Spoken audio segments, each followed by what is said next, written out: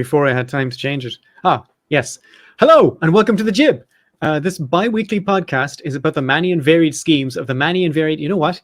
We've been doing this for how many podcasts now, and I still have to read the intro off the top of the counters. Hello, welcome to The Jib. This bi-weekly podcast is about the many and varied schemes of the many and varied US law enforcement and intelligence agencies, organizations, and committees, and how they are stupid and funny. Join us on our merry journey through space and time. Hi, my name is Barry, and you might know me as that funny smell in the kitchen you haven't been able to track down. You need to get out of there, Barry. I'm just saying. Yeah, sorry. It's just, I gotta leave the house sometime, yeah. Hi, everybody. You may know me. I'm Seamus, by the way. You may know me. You may know me as Patient Zero. Patient Zero. Okay. That ties in nicely with the last podcast intro, doesn't it? Okay. Maybe but we're not here to talk about your sexually transmitted diseases. Why do you assume that? Why are you assuming? Jeez. Thought I'd get away with that. No, okay. Thought I'd slide that under the radar. No, all right. But we're not here to discuss that. We're here to talk about Operation Ajax. Oh. Yes. Speaking of cleaning. Yeah. And we're going to open the presentation, the lecture, the educational presentation with a twingle from Donald Tringle. Right? And it says, big protests in Iran. The people are finally getting wise as to how their money and wealth is being stolen and squandered on terrorism. Looks like they will not take it any longer. The USA is watching very closely for human rights violations of all the people. Yes, so he wrote that on the 31st of December 2017, right? Now, this is about Iran. And this is about Operation Ajax, which is a very specific thing the CIA did in Iran. I had to cut out a load of stuff because the history of Iran is fascinating, and everything that happened since Operation Ajax is also fascinating, but I didn't say anything about that either. I tried to narrow it down, and that's what we're going to do. Here we go. In ancient times... Okay, if this was a Hollywood movie, it'd just be like a desert scene and some woman caterwauling in the background, right? In ancient times, Iran was Persia, which appears a few times in the Old Testament and famously gave the Greeks some trouble. Again, I'm cutting a lot out. Centuries later, it was colonized. I almost said colorized. Centuries later, it was colonized by Arabs, and they were a big part of the Islamic Golden Age. The Iranians, I mean, were a big part of the Islamic Golden Age, what in Europe we call the Dark Ages. In the 1500s, all of Iran was forcibly converted from Sunni to Shia for political reasons, not because of religious stuff. And Iran is now the only Shia country in the world, really. There's Shias all over the place, but they're really the heartland of Shia Islam is Iran. All the other Muslim countries are Sunni. That's nothing to do with the operation or anything, but I just thought it's interesting. For the ensuing centuries, there were many wars between Iran and the Ottoman Empire. Now, this runs up to the Great Game, which we discussed during Afghanistan episode Operation Cyclone, right? The Great Game is the whimsical name historians give for the struggle between Britain and Russia in the 1800s for control of the Middle East, mainly Afghanistan and Iran, and the, right? Whimsical, right? The Great Game, they call it. Yeah, it just cracks me up because, like, I don't know, you spent a little bit of time over here. Yeah. So they have this thing, you know what the NFL is, right? It's the football league. Great. So the non-soccer league for those, you know. Yes. Here. Hand egg, yeah. Yeah, hand egg, yeah, sure. So they always have these like NFL films, and it's the gridiron wars. They always have these like real dramatic music in the background. Yeah, and they like do the replays of the games in a slow motion, replays, and the battle of the frozen tundra. This is like the Great Game. I'm hearing like the NFL music in the background of my head. Well, Noam Chomsky said that popular sports are a proxy for war. Yeah. And people show up to cheer their teams as much as they would for a war. They're better off because nobody gets killed, at least not immediately. True. But the Great Game is just what they call it, the Great Game. And the Great Game has its own Wikipedia page. And if you're interested in it, please look it up. The Wikipedia page for the Great Game is hilarious and interesting. But it's nothing to do with the CIA, so I don't talk about it that much. Bummer. But anyway, this is Britain and Russia were fighting each other, not really directly, but they were fighting for control of the Middle East all through the 1800s, and that's called the Great Game. Would that be Russia called, invaded? Would that be called proxy wars? Were they involved in such a thing? Yeah. Well, yeah, except they were directly like in there. Okay. Yeah, proxy, I guess. Yeah. Russia invaded Iran twice during this period in 1804 and 1826. This competition between Russia and Britain continued right through World War I, and eventually led to the instatement of Reza, his name is Reza Pahlavi, as Shah of Iran in 1925. Now, this is a little bit that's not directly relevant either, but it's incredibly interesting, so you're going to hear it whether you like it or not. In 1936, the fascist Shah passed a law called Kashf Hijab, Kashf Hijab, banning all Islamic veils, right? He banned all Islamic veils. This was part of a larger effort to westernize the country. Police officers beat women, tore their headscarves and chadors the longer thing, and forcibly searched their homes. 47 years later, in 1983, the theocratic Ayatollah Khomeini passed a law which made Islamic veils mandatory for all women. Women who violate that law can be jailed or fined for appearing in public without the hijab, and worse things can happen, as you know if you follow the news. Oh, yeah. The two patriarchal Iranian governments managed to come to completely opposite conclusions about the hijab, and they somehow managed to both completely remove the agency of Iranian women while they were doing it. How about that? Shocking. You mean that there's some right? sort of misogyny going on? Yes. Back in this time? Some sort of misogyny. It's not about the hijab at all. This hijab stuff is not about hijab at all. It's about controlling women, right? Exactly. You ban all hijabs, women get fucked. You make them all wear the hijab, women get fucked. Women get fucked no matter what, and not in the nice way. Anyway, that's just a bit of interesting information. Yeah. During World War II, as you are aware, Britain and the Soviet Union managed to see past their differences and united in a joint invasion of Iran called Operation Countenance, the stated purpose of which was to secure supply lines of fuel for the war. Why did they go with that name? I have no idea. I did very little research on Operation Countenance. Okay. Countenance just means face, doesn't it? I think so. Yeah. That's odd. Just an odd. Yeah. This is all pre-CIA. During this invasion, the Shah was exiled and his son, Mohammad Reza Pahlavi, became the Shah. That is Mohammad Reza Pahlavi. How you doing, bud? After World War II, the USSR, as it is now known... Whoa. We're not going to comment on this photo at all. He's got a very Marshal Zhukov look about him, doesn't he? Yeah, he does. Yeah. I mean, Jesus Christ. It's like that fucking guy from Australia we did. Yeah. With all the fucking medals and shit. The English, the Queen's representative, yeah. Yeah. So well, this guy actually, like, get, I don't know if he saw combat. serve? How many of those were awarded to himself, do you think? Probably 90%, right? I don't know if he saw any combat. A lot of these guys, they always, saw like paintings of Napoleon, and they were like, "Oh, I got to dress up like that." But Napoleon was in combat. Yeah. You say what you want about Napoleon, he was legit as far as that. Yeah, he showed up to the front, like he mightn't have been there stabbing people, but he was definitely at the front. Oh yeah, I mean that's how he got a huge reputation during the Revolution. And his, I think I respect any general that I can see from the front. If I'm fighting somebody, I look back and I can see the general with my eyes. That's close enough. He doesn't have to get any closer in my mind. This guy, on the other hand, After World War II, the USSR and Britain agreed to leave Iran. As 1946 rolled on, however, it became clear that Stalin was not going anywhere, right? In fact, he set up the Republic of Azerbaijan for some reason. His part of Iran was a huge chunk, and he called it the Republic of Azerbaijan. I don't know why. On the part of Iran he was occupying. The first ever non-admin United Nations Security Council resolution, United Nations Security Council Resolution 1 is let's have a meeting. United Nations Security Council Resolution number 2 is that the USSR and Britain get cracking on this Iran difficulty. UN Security Council Resolution 3, voted through in April 1946, explicitly orders the USSR out of Iran. So those are the first two real United Nations Security Council resolutions. It's like whenever they agreed, it's like that they were like the cat and mouse in the cartoon that agreed that they're not going to eat each other. Or the cat and dog, rather, and they're like, okay, right. Like a Mexican standoff. Yeah. But the Russians were not going anywhere. No. The Russians were staying there because of the oil, right? Just in case. No. In 1947, the U.S. ambassador, who was a personal friend of Shah Mohammad Reza Pahlavi, that guy. Wait a minute. That guy. There we go. I'm pointing to the screen as if you were all looking at my screen. It's this relative to you, of course. Correct. A personal friend of Shah Mohammad Reza Pahlavi complained bitterly and publicly about foreign governments leaning on Iran just to take their oil. Huh. Who would have thought? I'm trying to do the Chesh look. I'm not doing it properly. He promised that the US would support an autonomous Iran in whatever decisions they made about their oil, which is kind of important, right?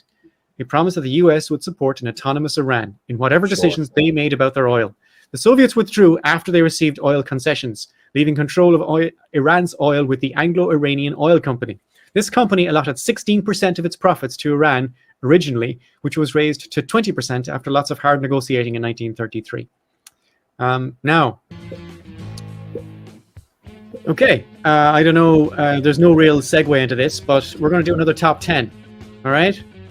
These are the top 10 US military bases surrounding Iran. Straight in at number 10, Camp Lemonnier is a United States Naval Expeditionary Base in Djibouti. Djibouti is on the eastern coast of Africa, just underneath Yemen, and it hosts the Combined Joint Task Force Horn of Africa Division of the US Africa Command, US AFRICOM. It is the only permanent US military base in Africa. The 449th Air Expeditionary Group is permanently stationed there. At number 9, no problems there at all, right? Oh yeah, if Iran goes off, that's one of the bases they'll be using for sure, for shizzle, right? Yeah. At number 9, we have Ashgabat Airport in Turkmenistan, which serves as a hub of logistical and tactical support for the US Air Force. At number 8, we have Al Udeid Air Base in Qatar, or as they say, Qatar. It's the largest US military base in the Middle East. It serves as a logistics command and basing hub for US operations. While the main headquarters of CENTCOM is at MacDill Air Force Base in Florida, the forward headquarters has been at Al Udeid since 2009. At number 7, we have Delbandin Airport and base Samungli in Pakistan, which are often used by the US military Marines as a base of operations, and also it's used by the CIA. At number 6, we have we're doing a tour all around Iran now, right? So map it out in your head. At number 6, we have Camp Arafjan, which is a US Army base in Kuwait, which is used by the US Air Force, US Navy, and the US Marines. It is permanent host to the 3rd Infantry Division Sustainment Brigade, the 36th Sustainment Brigade Texas Army National Guard, and the 369th Sustainment Brigade New York Army National Guard. More importantly, on base there is a Pizza Hut, 3 Subways, a Burger King, a Pizza Inn, Taco Bell, Baskin Robbins, Panda Oriental, Green Beans Coffee, 2 Starbucks, and a Chili's. Fucking A. Fucking A, yeah. Can't embrace freedom without capitalism. So. Well, apparently much of Kuwait is basically like an American town almost. Shocking. At number 5, we have I'm not sure how to pronounce this because it's Turkish, so sure. Incirlik Air Base, which is on the Syria. Turkey is a long country, and Incirlik Air Base is right on the Syria end. Said. Hey! Sorry. And Incirlik, with Istanbul at this side, and Incirlik Air Base is right on the Syria end, which means the Iran end of Turkey. They have a US Air Force complement of about 5,000 airmen, mostly from the 39th Air Base Wing. There are also, that's not the problem. Fully enough, 5,000 airmen is not the problem with Incirlik. The problem with Incirlik is that there's also up to 90 nuclear warheads on that base, which are mostly B-61 nuclear bombs. At number 4, we have Al Harir Air Base in Iraq, which is known to host various airborne units of the Air Force Special Operations Command, the 160th Special Operations Aviation Regiment, and the United States Army. At number 3, we have Al Dhafra Air Base in the United Arab Emirates, which hosts the US Air Force 380th Air Expeditionary Wing. This air base was only officially acknowledged by the US in 2017. At number 2, we have Camp... So what was it before that? Just a police action?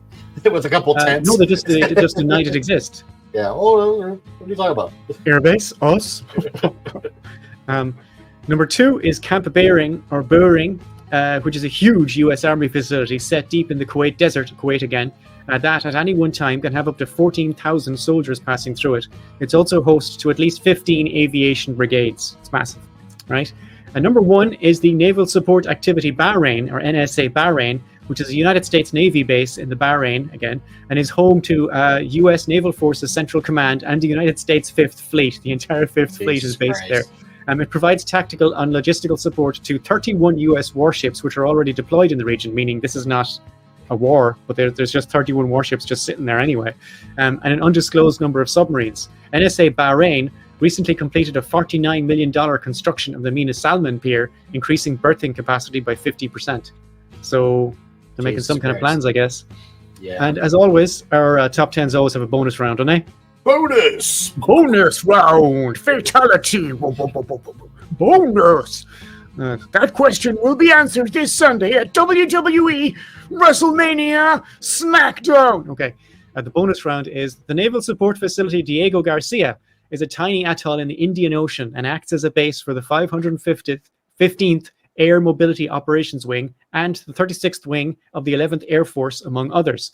The bonus, the reason it's the bonus is because the native population of this little island was expelled forcibly in 1971 to allow for the construction of this base. And this base would be right underneath Iran, like in the Indian Ocean. So these bases are basically surrounding Iran. And if I was in Iran looking at the US Army military bases surrounding it, I would be panicking, looking for nukes fast. And I would hit up every ex-Soviet state with loose nukes and hope to do some sort of James Bond scenario where I can just buy loose nukes off an ex-Soviet state if I was Iran. Not recommending, not telling you what to do, lads, but that's what I'd do if I was in charge. Anyway. You seem to be pro, thermal global. Oh, sorry. Yeah, just to explain, none of this should be taken to mean that Iran is the good guys, right? None of this. Iran is not the good guys. This is just what happened, right? Yeah. Iran at the moment is... Okay. Yeah. Okay, so that's our top 10. In 1949, a national party was formed by Mohammad Mossadegh. That's Mohammad Mossadegh. That is a photo of the last known time he smiled. One of their aims was to get a fair oil deal for Iran. In 1950, the Iranians got wind of the 50-50 deal the Americans struck with the Saudis for their oil, and they became restless. Yeah. It seemed like everyone was making more money from Iranian oil than Iran was, and it seemed like that because it was true. There were also problems with the working conditions in the Iranian oil industry, which were described by the Iranian oil minister that's not his name, but Iranian oil minister is what he was, in the following way, right? This is a quote. Wages were 50 cents a day. I guess in 1950 that wasn't a lot. There was no vacation pay, no sick leave, no disability compensation. The workers lived in a shanty town without running water or electricity. The mud in town was knee deep. And when the rains subsided, clouds of flies rose from the stagnant water to fill the nostrils. Summer was worse. The heat was sticky and unrelenting, while the wind and the sandstorm shipped off the desert hot as a blower. There was nothing, not a tea shop, not a bath, not a single tree. The tiled reflecting pool and shaded central square that were parts of every Iranian town were missing here. The unpaved alleyways were emporiums for rats. At this time, it was a company town, and not even run properly. Yeah. At this time, the overwhelming majority of Iranians were in favor of nationalizing the entire industry. Also, during this whole episode, the Anglo-Iranian Oil Company refused to negotiate or deal with the Iranian government in any way. This is the crucial thing, included providing evidence of profits or monies paid to the government. So although they were contractually obliged to pay a certain 20% of the profits to the Iranian government, they were not contractually obliged to show any evidence of their profits, so the Iranian government could check the numbers. Wow. It doesn't make any sense, but that's just the situation. In March 1951, laws nationalizing the oil industry were passed almost unanimously by the Iranian parliament, and not surprised. Britain reacted immediately by calling for global sanctions and blockaded Iranian ports. The rest of the world responded by refusing to buy Iranian oil. The only oil sold by Iran in the entire year after nationalization was 300 barrels. 300 barrels. This was down from 250 million barrels in 1950. It's insane. That's insane, yeah. That's all a threat to independence, right? Absolutely. After the U.S. ambassador promised them they could have autonomous decisions about their own resources. By April 1951, the next month, Mossadegh was Prime Minister of Iran. Within the CIA and MI6, it was panic fucking stations, if we're being honest, right? Churchill advised the CIA that Mossadegh was dependent on communist support and that therefore the country would fall to the Soviets. Mossadegh was also losing the support of the Ayatollah for more prosaic reasons, that he was very much in favor of the separation of church and state. Before this, he did have the support of the Communist Party, who were called Tudeh, and he had the support of the Ayatollah as well because of the situation. But then when things kind of panned out, he started losing the communists and he started losing the Ayatollah. But there was never any danger of a communist takeover. Again, the Iranian communists weren't really interested in Soviet anything, not at this stage anyway. Right, because, there's still a lot of animosity between Russia and Iran at this point. Well, there would have been, several invasions, The British started a fairly low-level propaganda campaign using MI6 agents and their contacts, and based at the embassy, but nothing really took. And when the British later spread rumors that Mossadegh was planning to exile the Shah, the Americans kicked into gear. The plan was, that's the plan. That is the actual CIA document on Operation Ajax that I found on Wikipedia, so it's not like difficult to find or anything. That's exactly what it is. The plan was for the CIA to put the Shah back in complete control. The Shah claims he initially refused because he felt the army and indeed the people would not support him. And then the CIA told him it would be easy enough to get rid of the Shah too. And then he agreed to the plan.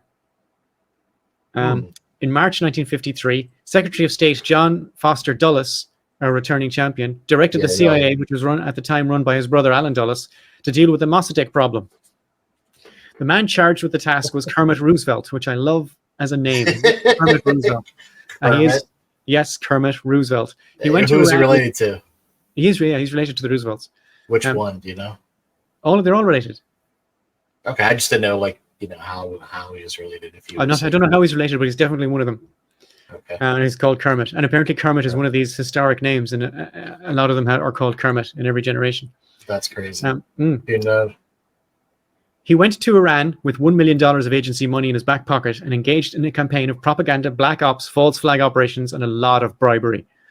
The CIA bribed prominent members of the Tehran mafia, including two guys called Icy Ramadan and Brainless Shaban, to whip up ground opposition to Mossadegh. Okay, yeah. Wait a minute, slow down. Yeah. Icy Ramadan. Icy Ramadan. Ramadan, by the way, in Arabic means... by the way, in Iran, they don't speak Arabic. They speak Persian or Farsi. But I guess they'd have all these Arabic words. Ramadan means hot, very hot. So they call the month Ramadan because it's a really hot month, and then they all go fasting on that month, right? So he's icy hot. Icy Ramadan is icy hot, yeah. And the other guy's called Brainless Shaban. So he's a pain. So he literally treats arthritis. Is what you're saying. He relaxes the muscles. Yeah, okay. All the way, yeah. But he was a mafia guy, organized crime guy in Tehran, right? Yeah. And the other guy's called Brainless Shaban.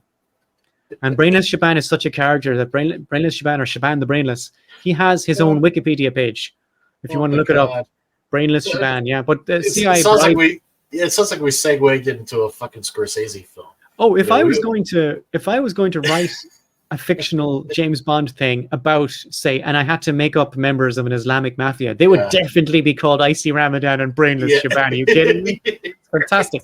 But the CIA bribed these guys, right, to whip up ground opposition to Mossadegh. And they did a very good job. They got people on the ground, fist fights, riots, all sorts of things organized by these guys. They also hired people to pretend to be members of the Communist Party, Tudeh, and make trouble on the streets of Tehran. And then they hired other people to pretend to be supporters of the Shah to galvanize resistance to the first group of paid actors, right? And this is something now that still happens now, that you pay for to create trouble. I know. Putin's been doing that in the American political process. No. Okay, all right. Wait a minute. You're saying that, like, Putin might be supporting the Democrats too? Republicans? Yeah, he's trying to sow chaos. He's not trying to get Trump to win. The only reason he'd want Trump to win is because it's confusing and chaotic, not because he thinks Trump is bad for America or anything. That's just he's just like Trump is just a useful idiot, is what you're saying. Yeah. To Putin, to Americans, of course, he's not even a useful idiot. Fair, very fair. By early August, the Shah felt confident enough to sack Mossadegh, but the Iranian public reacted with such extreme antipathy that he had to reinstate him almost immediately. So the first attempt at a coup failed. Kermit Roosevelt... He's pulling George Steinbrenner with Billy Martin and the Yankees. Like, I didn't fire him. I just, I put him in a different position, but he'll be back next spring. Okay. The same thing happened in Guatemala. Do you remember the first time they tried to get rid of Arbenz? Didn't take. Another one, The first attempt at a coup had failed. Kermit Roosevelt, and I will be using his full name throughout this, wrote to Eisenhower telling him of the failure and that they probably have to snuggle up to Mossadegh now. The CIA asked their team on the ground to give up and leave. However, MI6 goes the legend. MI6 somehow intercepted these communications, and Kermit Roosevelt kept going with Operation Ajax.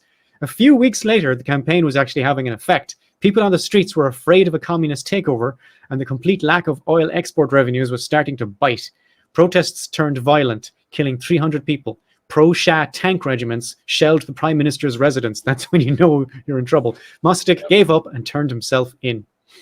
That's Mossadegh on trial. Now, there's the face of a man who knows he's been stitched up, right? Yeah. He knows. He's like, I give my all. I give of myself, right? The CIA sent... fuckery's afoot. The CIA sent Major General Norman Schwarz Cop to persuade the Shah to return. With the help of Mossad, Schwarz Cop also trained the brutal secret police that would become known as SAVAK to secure the Shah's power. Schwarz Cop is the German, and it means blackhead. Schwarzkopf's Really? son, yeah, Schwarz is black and Kopf is head.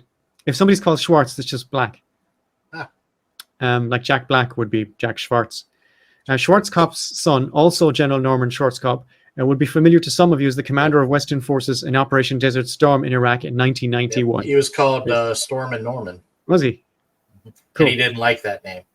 Well, who gives a shit? He really did not like that name. Fucking up the Middle East is a family business amongst the Schwarzkopfs. Yeah, he said it because he comes off as like a real elitist, douchebag. Elitist.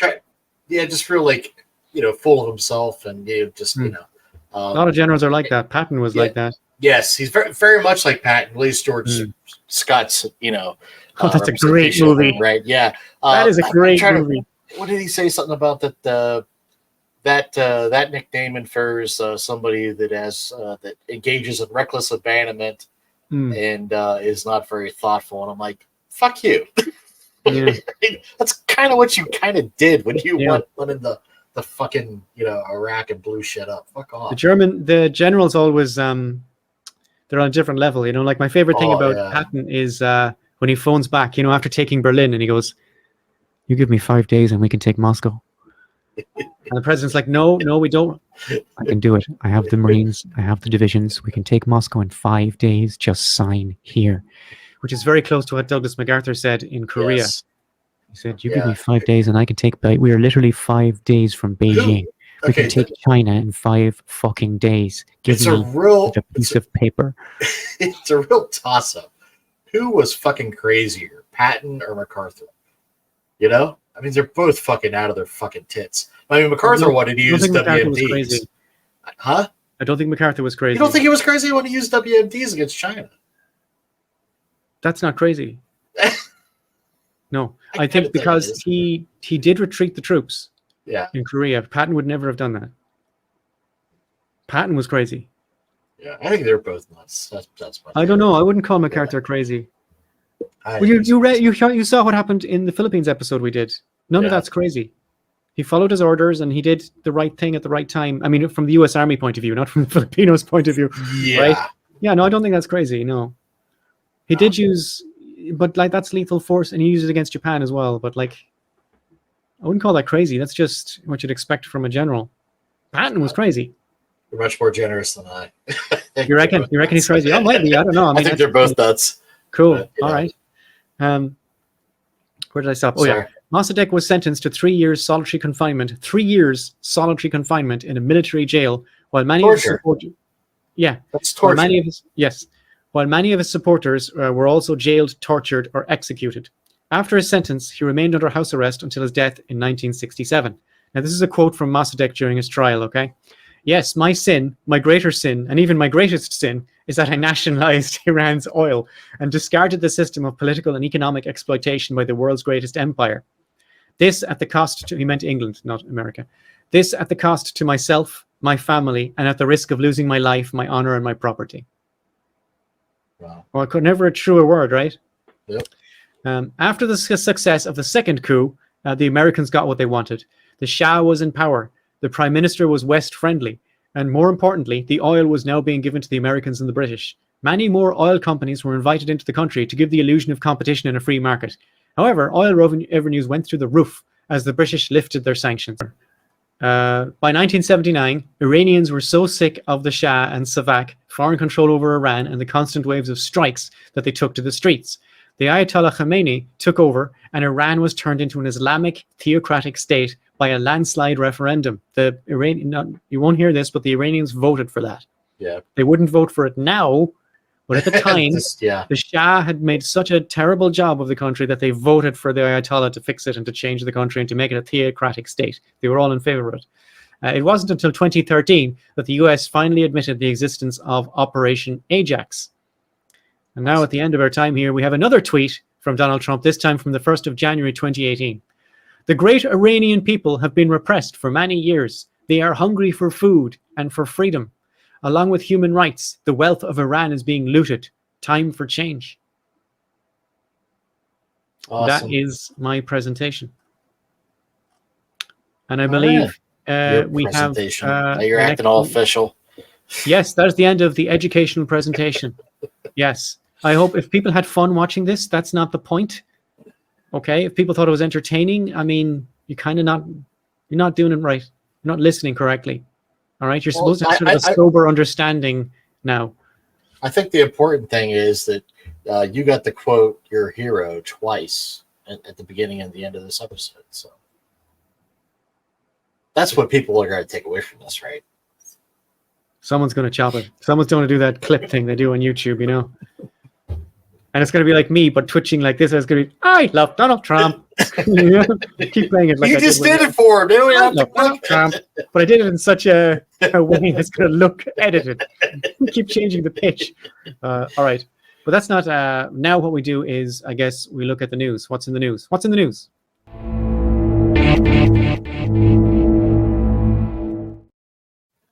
What's new? Sorry. Just before every podcast, I put CIA into Google, and Seamus puts FBI into Google, and we both hit the news tab. And then we pick 2 or 3 stories we think will be interesting or funny. And we haven't told each other what these stories are in advance, so we're hearing about them for the first time, just like you schlubs. Okay, so tell me about your FBI links.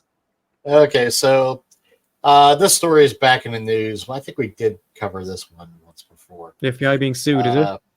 Yeah, sort of. Yes, Witnesses to FBI hunt for Civil War gold described heavy Coins. loaded armored trucks. Fantastic. Yep. The coin story rolls on throughout our podcast. So this What's is the newest development? Penfield, PA. It's not far from Pittsburgh. So now there's more witnesses coming through saying there's armored cars going in and out, even though the FBI is claiming they didn't recover anything. Okay. And there's this self-proclaimed treasure hunter that's trying to basically say that the FBI has somehow recovered the Civil War era. Okay. What's the FBI going to do with this? I don't know. They're just the Smithsonian, surely. And why are they even involved? It doesn't make any sense. But there's documents back in 2019 about this. That there's an underground metallic mass weighing up to 9 tons with the density of gold at the site identified by finders keepers. That's fun.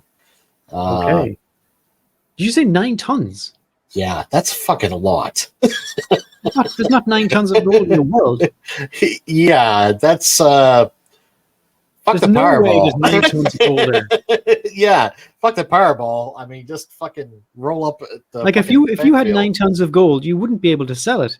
It would immediately drop the price of gold worldwide by about 50%. At least. So is that why that they're seizing? Oh, they're just going to trickle it out bit by bit like De Beers and their diamonds. Yeah, fuck who knows. So I don't know. It all sounds conspiracy. But this is from the AP. I'm reading this from the AP. So yeah, you'll see it yourself. They're immediately. It's not from Friday. Yeah, it's not from Friday's Keepers.